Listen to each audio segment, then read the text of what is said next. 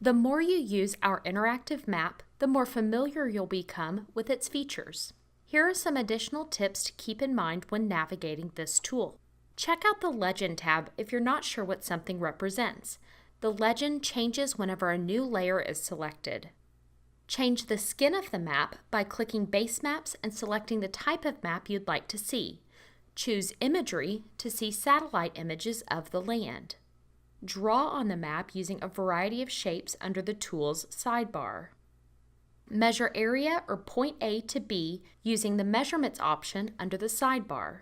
Change the unit of measurement by clicking on the label. You can print the screen by selecting the Print tab. This will print the map and well sites on your screen and exclude the tab on the side and any pop-up boxes on the map.